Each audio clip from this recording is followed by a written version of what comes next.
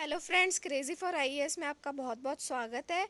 और ये all in one current affairs की सीरीज़ है। और जिन आप में से जो लोग पहली बार देख रहे हैं उनके लिए बता दें कि आप जो भी मेजर वेबसाइट्स, पोर्टल्स वगैरह और यूट्यूब चैनल से देखते हैं करंट अफेयर्स, उन सबको यहाँ पे कंपाइल किया जाता है। और ताकि आपको जगह जगह ना जाना पड़े, और अगर आपको रिवीजन करना हो तो आपका क्विक रिवीजन भी हो जाए, कुछ छूटा हुआ हो तो वो भी कवर हो जाए। ओके, तो अगर आपको ये सीरीज़ अच्छी लगे तो प्लीज़ इस चैनल को सब्सक्राइब करें और इस वीडियो को लाइक करें और अपने फ्रेंड्स के साथ ज़्यादा से ज़्यादा शेयर करें।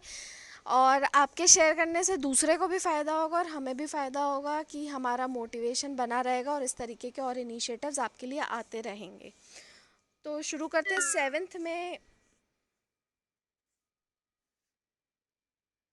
सेवेंथ में की न्यूज़ से। तो पहली न्यूज़ थी कि मई 7 जो था वो वैसाख का दिन था, यानी day of full moon, Buddha Purnima थी। एंड ये जो है ये सबसे ज़्यादा सेक्रेड डे होता है for the Buddhist all over the world. And इस दिन ही लॉर्ड गौतम बुद्ध ने एनलाइटनमेंट अटेन किया था। और इसको यूएन जो है वो हर साल कमेमोरेट करता आ रहा है 2000 से। और इसको पहली बार फॉर्मलाइज किया गया था world fellowships of Buddhist conference, जो कि हुई थी श्रीलंका में 1950 में। और 2004 से जो है इंटरनेशनल वैसाख समिट भी ऑर्गेनाइज किया जा रहा है। लास्ट ईयर 2019 में इसे वियतनाम में सेलिब्रेट किया गया था, ऑर्गेनाइज किया गया था। ओके, नाउ ईरान जो है उसने अपनी नई करेंसी तोमन इंट्रोड्यूस करी है इन्फ्लेशन को टैकल करने के लिए, यानी महंगाई से टैकल करने के लिए ये करेंसी इंट्रोड्यूस की है। और वैसे जो अभी उसका यूनिट है ईरानियन करेंसी का, वो है रियाल, और वो अभी भी लीगल रहेगा। तो अब ईरानियन गवर्नमेंट के अकॉर्डिंग अब जो एक तोमान की वैल्यू होगी वो 10,000 रियाल के बराबर होगी। और इसके अलावा एक दूसरी डिनोमिनेशन और है, वो है घेरान। तो घेरान का क्या रहेगा, 100 घेरान मिलके बनेंगे 1 toman. Okay, so 1 toman would be equal to 100 घेरान, and 1 toman will be equal to 10,000 rials. Okay, और ईरानियन करेंसी की अगर बात करें तो उसके 4 बार डिवैल्यूएशन हो चुका है। पहला हुआ था इस्लामिक रेवोल्यूशन के टाइम पे, ये ईरानियन रेवोल्यूशन जो हुआ था 1979 में। तो उस टाइम पे वेस्टर्न अलाइड जो गवर्नमेंट थी शाह की, वो कोलैप्स हो गई थी 1979 में। तो कई एंटरप्रेन्योर्स और बिजनेस जायंट्स जो थे उन्होंने कंट्री छोड़ दी थी इस डर से कि उनको एग्जीक्यूट कर दिया जाएगा। तो उस टाइम पे मेन हुआ था डिवैल्यूएशन। सेकंड हुआ था 1989 में, जब ईरान इराक वॉर ख़त्म हुआ था। तो उस वॉर के ख़त्म होने के 8 साल लग गए थे ईरान को अपनी शैटर्ड इकोनॉमी को फिर से रीबिल्ड करने के लिए। और तीसरा हुआ था during the tenure of president Ahmadinejad. Okay, तो ईरान को उस टाइम पे कई सारे सैंक्शंस फेस करने पड़े थे उसकी रेन के दौरान। और फिर उसने फाइनली पावर छोड़ दिया था 2013 में। और चौथा हुआ था जब यूएस ने ईरानियन न्यूक्लियर डील से पुल आउट कर लिया था, and this was the heaviest blow to Iranian currency.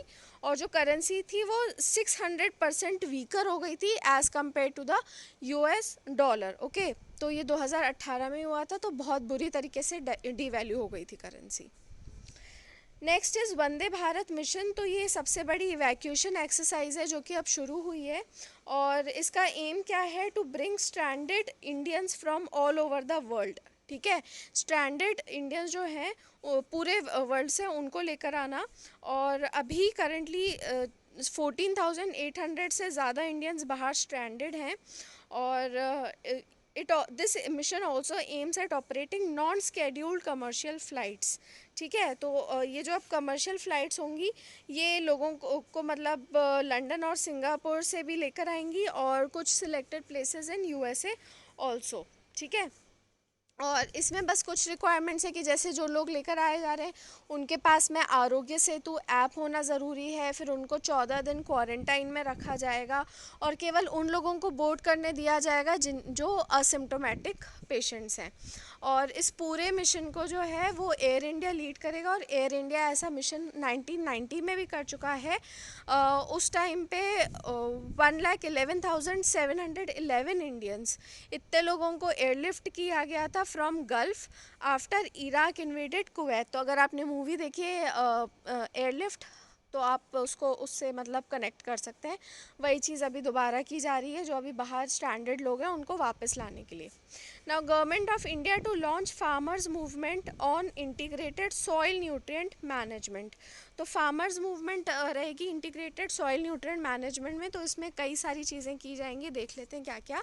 इसमें सॉइल टेस्टिंग और कैंपेन्स रहेंगे, ताकि जो फर्टिलाइजर्स का एप्लीकेशन होता है वो बताया जा सके बेस्ड ऑन सॉइल टेस्टिंग। और ये जो मूवमेंट है ये 1 लाख से ज़्यादा विलेजेस को कवर करेगी, and it is to be launched and implemented in 2021। And इसमें यूथ्स को भी एनकरेज किया जाएगा कि वो सॉइल टेस्टिंग लैब्स को सेटअप करें विलेजेस में। और इसके अलावा जो विमेन हैं और मेंबर्स हैं सेल्फ हेल्प ग्रुप्स के, उनको एनकरेज किया जाएगा इस मूवमेंट को सपोर्ट करने के लिए। इसके अलावा इट विल आल्सो प्रमोट भारतीय प्राकृतिक कृषि पद्धति।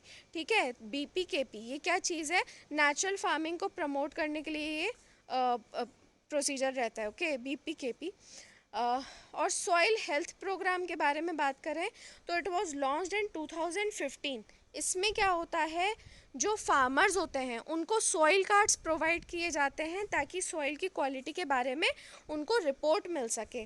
ठीक है, तो उसकी जब टेस्टिंग हो जाती है सॉइल की, तो उसके न्यूट्रिएंट्स उसमें कौन कौन से हैं, फिर आपको कौन से फर्टिलाइजर्स अप्लाई करने चाहिए, प्रॉपर आपको क्या डोजेज देना चाहिए न्यूट्रिएंट्स का, ताकि जो सॉइल है उसकी फर्टिलिटी बढ़े। तो उसमें ये सारी चीज़ें सॉइल हेल्थ कार्ड में रहती हैं। ओके, नाउ लॉन्ग मार्च 5B, ये चाइना का नया रॉकेट है जिसका लॉन्च सक्सेसफुल हुआ था, और इसको कंपेयर किया जा रहा है with deep space Orion capsule of NASA. ठीक है, तो इस रॉकेट का क्या पर्पस है, इट विल हेल्प फ्यूचर में, ये हेल्प करेगा चाइना को कि वो अपने एस्ट्रोनॉट्स को ट्रांसपोर्ट कर सके to space station by 2022। Okay, और जो चाइना का प्लान है कि वो एक बहुत बड़ा स्पेस स्टेशन बनाने का सोचा है, तियांगोंग। तो ये रॉकेट लॉन्च उसमें भी एड करेगा, and this space station will be independent and unconnected to other international space activities. तो बाकी जो नासा वगैरह के उससे हटके ही बना रहे हैं। तो यूएस जो है वो अभी तक अकेली ऐसी कंट्री है जिसने ह्यूमंस को मून पे भेजा है, and China on the other hand has carried astronauts to space and has successfully landed them over to the far side of the moon in 2019। ठीक है, next is Vizag gas tragedy leaked styrene gas.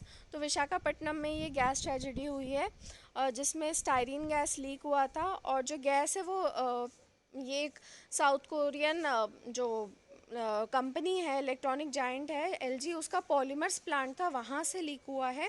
Styrene क्या होता है, ये एक chemical compound होता है, it is identified as neurotoxins. इसको विनाइल बेंजीन, इथाइल बेंजीन या फिनाइल बेंजीन भी कहते हैं।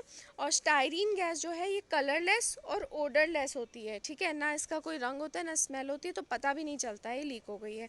और ये हवा में बहुत तेज़ी से स्प्रेड करती है। ठीक है, और ये फ्लेमेबल लिक्विड है, और इसका यूज़ किया जाता है in manufacturing of polystyrene plastics, fibre glass, rubber और लेटिक्स।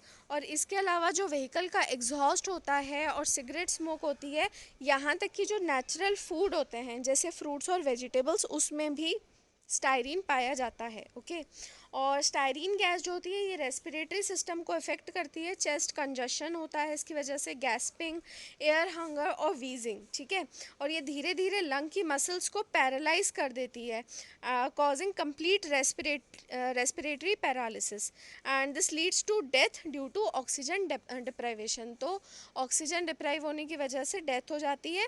मतलब अगर जो कॉन्सेंट्रेटेड स्टाइरीन गैस है उसको अगर कंटिन्यूस एक्सपोजर में अगर आप रहोगे तो विद इन 10 मिनट्स डेथ हो जाती है। Okay, now emerging challenges regarding PM Jan Arogya Yojana. तो अब कोविड पेंडेमिक की वजह से ये देखा गया है कि जो ट्रीटमेंट दिया जा रहा था अंडर आयुष्मान भारत प्रधानमंत्री जन आरोग्य योजना, उसमें काफ़ी ज़्यादा गिरावट आ गई है। तो उसको क्या चैलेंजेस फेस करने पड़ रहे हैं वो देखेंगे। आयुष्मान भारत जो है ये एक फ्लैगशिप स्कीम है गवर्नमेंट ऑफ इंडिया की। इसको लॉन्च किया गया था according to the national health policy 2017 की। To achieve the vision of universal health coverage. और ये होलिस्टिकली हेल्थ केयर सिस्टम को एड्रेस करती है, मतलब प्रिवेंशन, प्रमोशन और ambulatory care at all 3 levels. तो 3 लेवल कौन सी होती है? प्राइमरी लेवल, सेकेंडरी लेवल और टर्शरी लेवल। ठीक है, प्राइमरी मतलब आप नॉर्मली एक जेनरिक फिजिशियन के पास में आप जाते हैं, वो प्राइमरी हो गया। फिर सेकेंडरी जब वो आपको कहीं पे रेकमेंड करते हैं, और tertiary is the most specialization वाला लेवल। ठीक है, इसमें 2 इंटर रिलेटेड कंपोनेंट्स हैं, वो है हेल्थ और वेलनेस सेंटर्स, और दूसरा है प्रधानमंत्री जन आरोग्य योजना। तो हम प्रधानमंत्री जन आरोग्य योजना में देखेंगे, इसमें क्या है कि इसमें 5 लाख रुपीज़ जो है वो पर फैमिली दिए जाते हैं पर ईयर फॉर सेकेंडरी और टर्शरी केयर। मैंने आपको बोला कि हर लेवल के लिए ना, हेल्थ और वेलनेस सेंटर जो है ये प्राइमरी लेवल के लिए है, और ये जो जन आरोग्य वाली है ये सेकेंडरी और टर्शरी केयर के लिए है। तो इसके लिए हर फैमिली को हर साल 5 लाख रुपए दिए जाते हैं across public and private empanelled hospitals. और इसमें ऐसा कोई कैपिंग नहीं है कि मतलब फैमिली के कितने भी लोग दिखा सकते हैं उस मतलब उतने अमाउंट में, और एज या जेंडर पे भी कोई वो नहीं है। ठीक है, और कैशलेस एक्सेस मिलता है टू हेल्थ केयर सर्विसेज, और इसको पूरी तरीके से गवर्नमेंट जो है वो फंडिंग कर रही है। अब इसमें डिक्लाइन क्यों देखा गया है इसके ट्रीटमेंट में? क्योंकि अभी there has been preparedness by government to prepare the hospitals. तो जो हॉस्पिटल्स वगैरह थे वहाँ पे कोविड-19 के पेशेंट्स के लिए ज़्यादा प्रिपरेशन कर रही है गवर्नमेंट, उनके लिए बेड्स वगैरह हॉस्पिटल्स को बिल्कुल रेडी करना। उसके बाद में लॉकडाउन की वजह से जो लोगों की मूवमेंट है वो काफ़ी ज़्यादा रिस्ट्रिक्ट हो गई है, और लोगों को खुद को भी डर और एंजाइटी है to contract the disease if they step out और गो टू द हॉस्पिटल। तो ज़्यादातर लोगों को ये भी डर है कि अगर वो हॉस्पिटल वगैरह जाएंगे या घर से बाहर निकलेंगे तो उनको कोरोना हो सकता है। Okay, and government has been actively promoting use of telemedicine to address non critical disease. तो जो नॉन क्रिटिकल डिजीज़ हैं उनके लिए भी गवर्नमेंट टेली मेडिसिन का ज़्यादा यूज़ कर रही है, तो इसकी वजह से भी लोग जन आरोग्य हॉस्पिटल्स वगैरह में नहीं जा रहे हैं। ओके, अब इसका इम्प्लीकेशन क्या है? तो delay in availing medical care threatens the life of the patient who are critically ill. अब कई लोग ऐसे भी होंगे जो क्रिटिकली इल होंगे, लेकिन एक्सेस ना होने की वजह से उनकी लाइफ भी थ्रेटेंड है ऐसे टाइम पे उनका, क्योंकि मेडिकल केयर ट्रीटमेंट जो है वो डिले हो रहा है। ओके, और जो एक राइट है to health care and dignified life of citizens वो वायलेट होता है। जो हर सिटीज़न को मिला हुआ है एक हेल्थ केयर का और एक डिग्निटी वाली लाइफ का, वो राइट भी वायलेट होता है। That leads to violation of social contract on part of the government. Okay, तो एक हम सोशल कॉन्ट्रैक्ट पे रहते हैं जहाँ पे गवर्नमेंट का एक वो बनता है कि वो अपने जो सिटीजन्स हैं उनकी हेल्थ केयर का विशेष ध्यान रखे, तो वो उस चीज़ का भी वायलेशन होता है। Okay, and rise in cases in future. तो अब कई सिटीजन्स जो हैं वो अपना ट्रीटमेंट जब अभी नहीं करा पा रहे हैं, तो लॉकडाउन जब अभी लिफ्ट होगा तो उसमें हॉस्पिटल्स के ऊपर डबल बर्डन आ जाएगा। तो जो कोविड पेशेंट्स को ट्रीट कर रहे हैं वो तो रहेगा ही, और ऐसे जो क्रिटिकली इल पेशेंट्स हैं उनका भी बर्डन इकट्ठा आ जाएगा, तो वो भी दिक्कत वाली बात है। ठीक है, now next is reforms to be undertaken in judiciary focusing on arbitration amidst covid pandemic। Okay, तो कोविड पेंडेमिक के टाइम पे अभी जुडिशरी में क्या चैलेंजेस हैं और क्या रिफॉर्म्स किए जाने चाहिए, और ऑल्टरनेट डिस्प्यूट रेजोल्यूशन, इसके ऊपर है ये एडिटोरियल, देख लेंगे अभी इसमें क्या क्या पॉइंट्स हैं। तो सबसे पहले चैलेंजेस क्या हैं करंटली इंडियन जुडिशियल सिस्टम में। बहुत प्यारे तरीके से इसको डिफ़ाइन किया हुआ है, आप इसको जुडिशरी से रिलेटेड, प्रॉब्लम से रिलेटेड कहीं पे भी इन पॉइंट्स को यूज़ कर सकते हैं। तो चैलेंजेस 2 तरीके के हैं, पहले तो हैं इंस्टीट्यूशनल चैलेंजेस और दूसरे हैं प्रोसीजरल इश्यूज़। ठीक है, इंस्टीट्यूशनल इश्यूज़ क्या है? इनएक्सेसिबिलिटी फॉर सिटीजन्स, ठीक है, ह्यूज वैकेंसीज इन कोर्ट्स, वही जजेस की कमी है।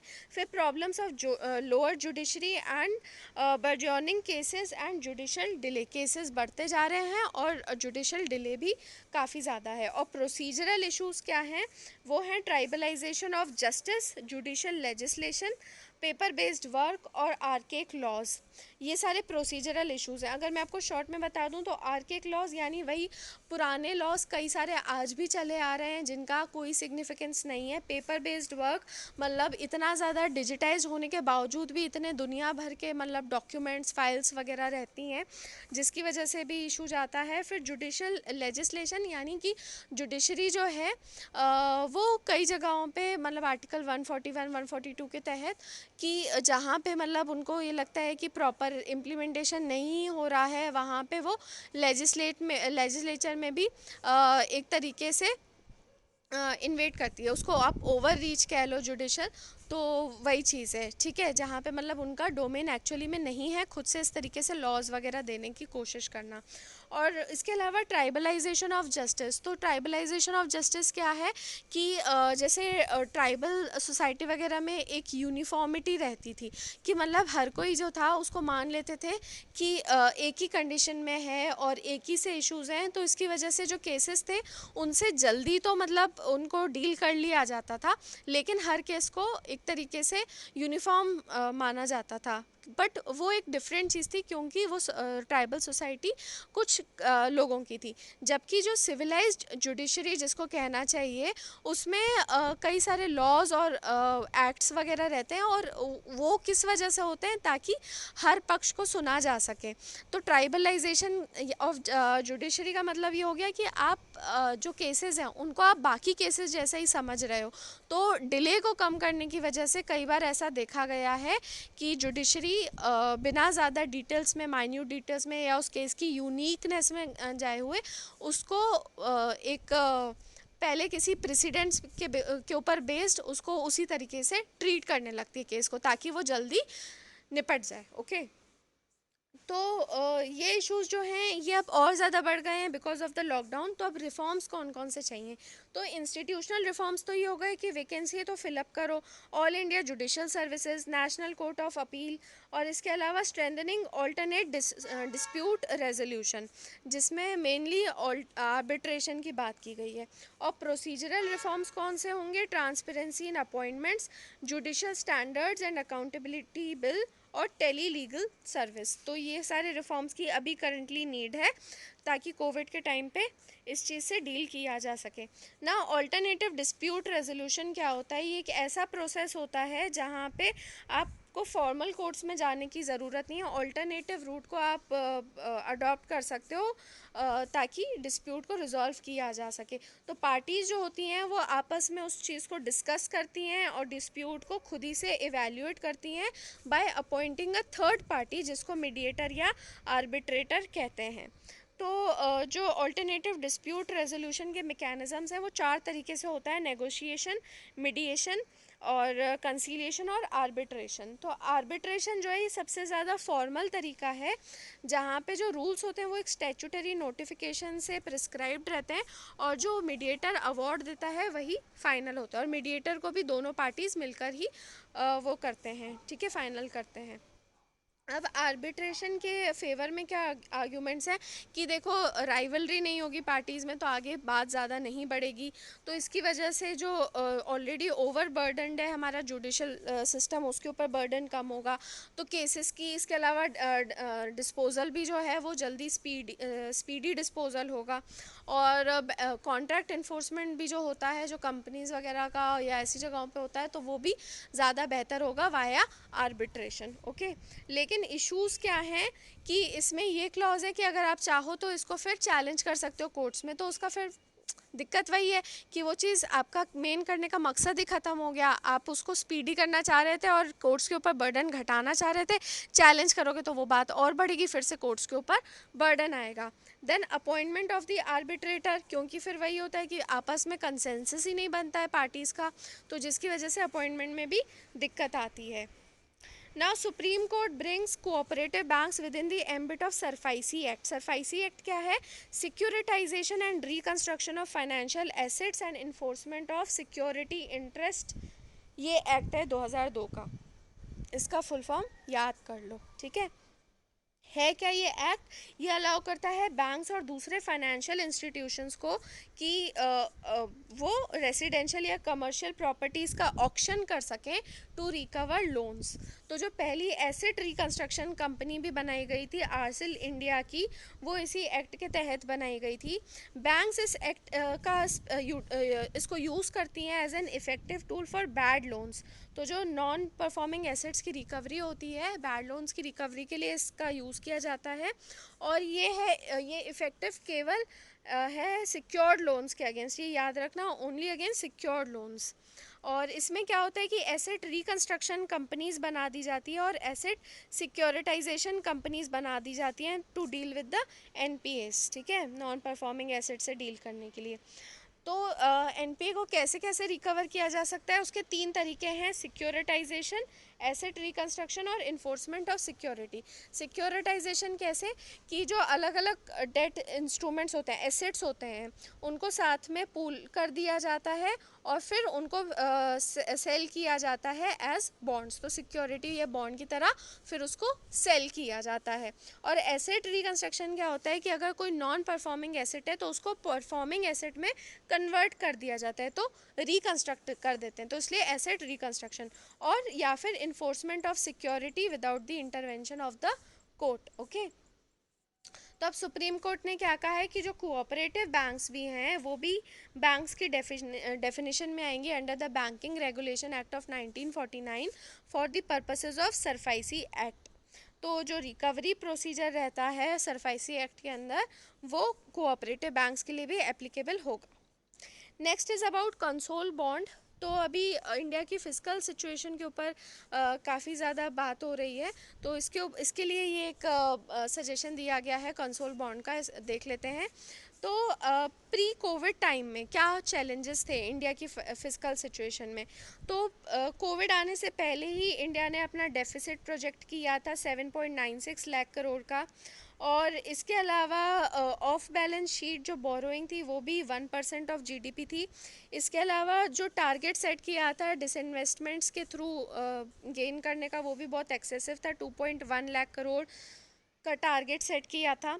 अब चैलेंजेस क्या रहेंगे इन पोस्ट कोविड? तो कोविड के बाद में इंडिया की फिजिकल सिचुएशन को क्या क्या चैलेंजेस फेस करने पड़ेंगे? तो पहले से जो एक्सपेंडिचर प्लान किया था वो तो रहेगा ही, और अब इंडिया को फिर से स्टिमुलस के तौर पे, यानी ग्रोथ को थोड़ा सा फिर से बूस्ट करने के लिए अलग से 5 लाख से 6 लाख करोड़ तक का एक्सपेंड और करना पड़ेगा, ठीक है।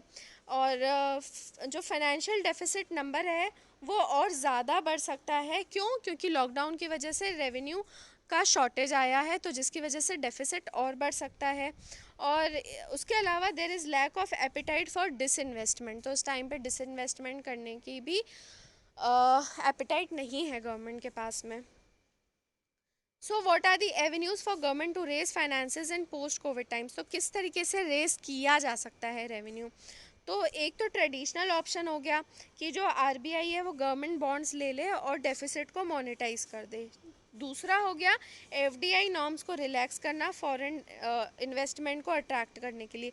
लेकिन ये ज़्यादा प्रॉमिसिंग नहीं है, क्योंकि अभी कोविड क्राइसिस के टाइम पे ज़्यादा नेशनलिस्ट सेंटिमेंट बढ़ गया है, तो एकदम से फॉरेन इन्वेस्टमेंट को भी बढ़ावा नहीं दिया जा सकता है।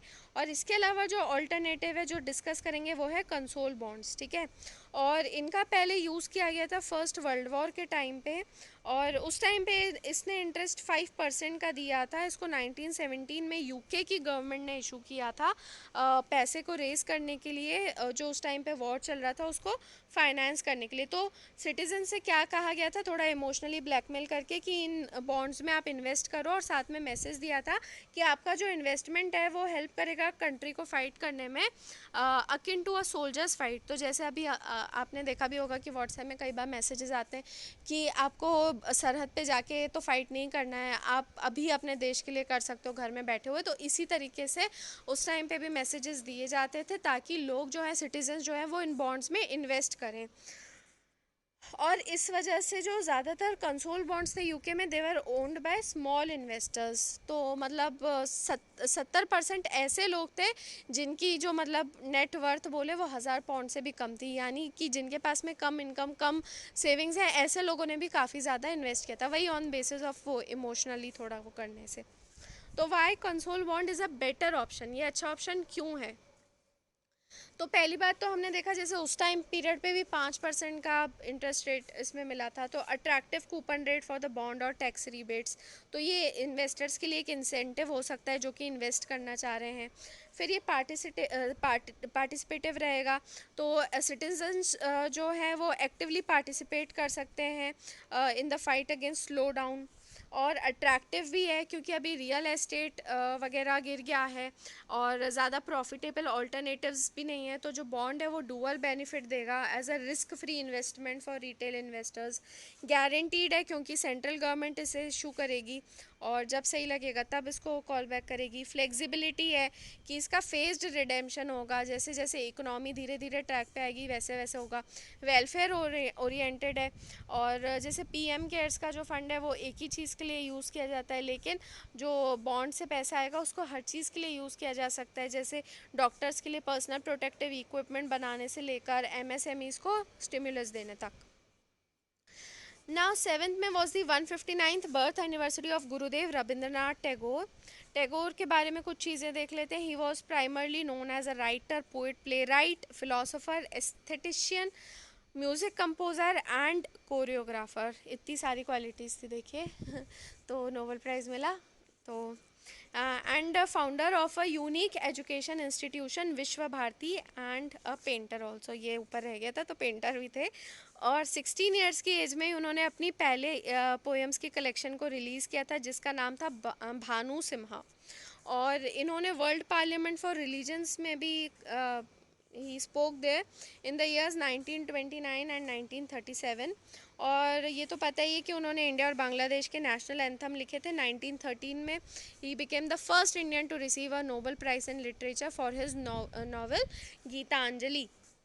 फ्रीडम स्ट्रगल में इनका क्या रोल था? इन्होंने ब्रिटिश इम्पीरियलिज्म को डिनाउंस किया था, लेकिन इन्होंने पूरी तरीके से सपोर्ट या अग्री भी नहीं किया था गांधी जी से and his non cooperation movement. और उन वो जो ब्रिटिश रूल था उसको मानते थे कि वो एक overall it is a symptom of overall sickness of the social disease of the public. Okay, and he wrote the song बंगलार माटी बंगलार जॉल, soil of Bengal water of Bengal.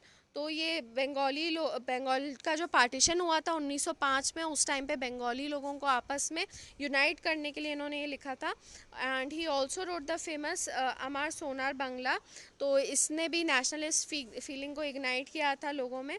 और इन्होंने राखी उत्सव चालू किया था जहाँ पे हिंदू और मुस्लिम कम्युनिटीज़ जो थे वो राखी या कलरफुल थ्रेड जो होते हैं वो एक दूसरे की कलाई पे रिस्ट पे बांधते थे। ओके, और इन्होंने ब्रिटिश के वायलेंस को तो रिजेक्ट किया ही था और साथ में नाइटहुड को भी रिनाउंस कर दिया था। तो इनको नाइटहुड मिला हुआ था बाय लॉर्ड हार्डिंग इन 1915। और इन्होंने इसको क्यों रिनाउंस कर दिया था? In protest of the violent Amritsar massacre. जो उनके बिलीव्स और वर्क थे उसका कॉर्नर स्टोन था ये आइडिया था कि एंटी कलोनियलिज्म का केवल ये मतलब नहीं है कि by rejecting all things British. इसलिए देखो इन्होंने नॉन कोऑपरेशन को इतना ज़्यादा सपोर्ट नहीं किया था। उनका कहना था कि ये कोई बात नहीं है कि आप उनकी हर चीज़ को रिजेक्ट कर दो, बल्कि एंटी कलोनियलिज्म का ये मतलब होना चाहिए कि जो वेस्टर्न कल्चर के बेस्ट एस्पेक्ट्स हैं उनको इनकॉर्पोरेट किया जाए into the best of Indian culture.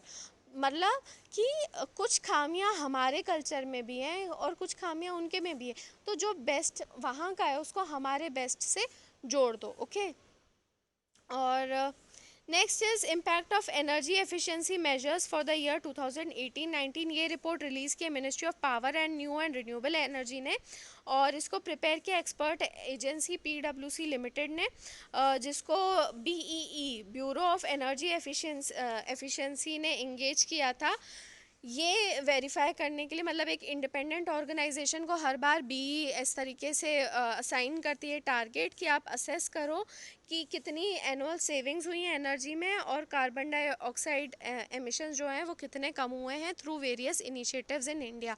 तो सारी स्कीम्स का क्या फ़र्क पड़ा है उसको एनालाइज करने के लिए ब्यूरो ऑफ एनर्जी एफिशिएंसी किसी थर्ड पार्टी को ये टास्क देती है। ओके, तो अब क्या फाइंडिंग्स हुई हैं इसमें? इसमें पता चला है कि India has reduce the energy intensity by 20% compare to 2005 levels, जो कि एक बहुत अच्छा परफॉर्मेंस है। और जो कई सारी एनर्जी एफिशिएंसी स्कीम्स आई हैं, उससे इलेक्ट्रिसिटी सेविंग भी बहुत हुई है to the tune of 113.16 billion units, यानी कि 9.39% ऑफ नेट इलेक्ट्रिसिटी कंजम्पशन जो है वो सेव हुआ है। ठीक है। और कौन कौन से प्रोग्राम्स को मेनली स्टडी किया था, तो पेट स्कीम यानी perform achieve and trade scheme, SLP यानी स्टैंडर्ड्स एंड लेबलिंग प्रोग्राम, जो 3 स्टार 4 स्टार वो स्टार रेटिंग आती है उसके ऊपर है ये प्रोग्राम, एंड उजाला प्रोग्राम, और municipal demand side management programme, इन प्रोग्राम्स को स्टडी किया था। इसमें ये भी पता चला कि जो एनर्जी सेविंग्स हुई हैं इलेक्ट्रिकल और थर्मल, जो एनर्जी कंज्यूमिंग सेक्टर यानी डिमांड साइड पे जो सेव हुई हैं वो भी 2.8% of the net total energy consumption save हुआ है। ठीक है। एंड इसमें कार्बन डाइऑक्साइड एमिशंस भी काफ़ी कम हुए, 151.74 million tonnes of CO2 emissions कम हुए हैं, जबकि लास्ट ईयर 108 थे। तो इस साल काफ़ी ज़्यादा CO2 एमिशंस भी कम हुए हैं। Okay, so that was all from the news of 7th में। आई होप आपको अच्छा लगा होगा, तो प्लीज़ शेयर कीजिए and keep learning, stay crazy and have a nice day. Bye friends.